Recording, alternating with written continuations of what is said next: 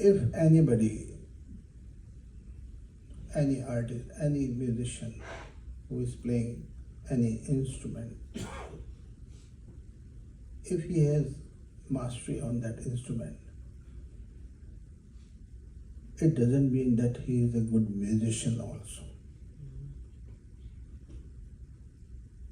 You can handle your instrument very well.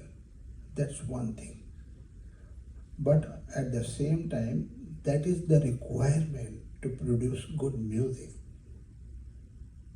It is just like buying a ticket to go somewhere and not getting on the train. And people stop there, that we have done everything. No.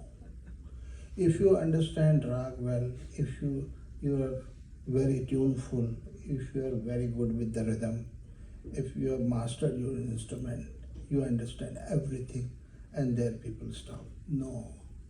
Those are the requirements. Now your journey starts.